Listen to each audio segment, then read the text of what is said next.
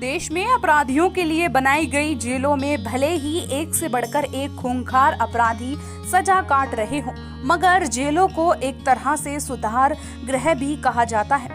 जहां तमाम तरह के अपराधों को अंजाम देकर जेल में रहने वाले बंदियों को सुधरने का मौका दिया जाता है। वहीं जनपद मुजफ्फरनगर की अगर बात करें तो यहाँ पिछले कई साल से काफी बदलाव जिला कारागार में हुआ है और यह बदलाव हैरान कर देने वाले बदलाव हैं।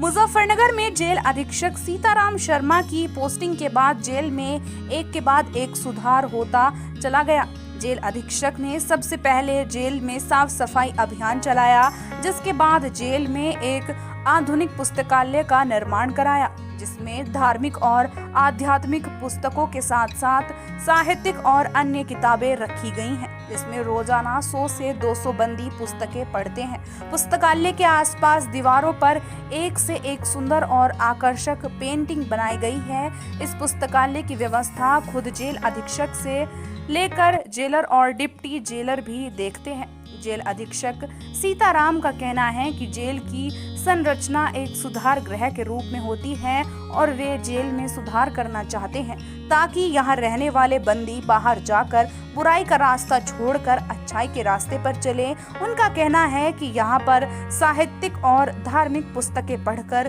बंदियों का दिमाग गलत चीजों से हटकर अच्छी चीजों की ओर चले, यही कोशिश की जा रही है। कि लाइब्रेरी की संकल्पना इस आधार पे की गई है कि बंदियों का जो या किसी भी व्यक्ति का पुस्तकों के माध्यम से जो सुधार होता है वो अन्य माध्यमों से उतना अच्छा नहीं हो सकता, क्योंकि पुस्तकें ही सबसे अच्छी मित्र हैं जो किसी भी स्थिति में आपको निराश नहीं करेंगी।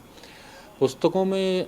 जो मानवीय गरिमा का या मानवीय सुधार की संकल्पना का जो ज्ञान निहित है, चाहे आध्यात्मिक पुस्तकें हों या मोटिवेशनल पुस्तकें हों, वो सारा जो चीज़ें हैं जो मनुष्य को अंदर से एक उद्वेलित करती हैं, अभिप्रेरित करती हैं, ऐसी सारी चीज़ें किताबों में मिलती हैं, अच्छी किताबें।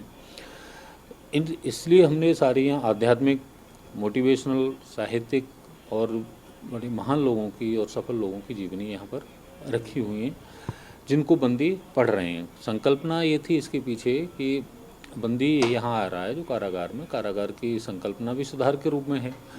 सुधार की प्रक्रिया में सकारात्मकता का आयाम बहुत ज़रूरी होता है। और बंदी किस परिस्थिति में यहाँ आया, कोई परिस्थितिजन्य अपराध किया या वो प्रोफेशनल क्रिमिनल है, हैबिचुअल क्राइम है,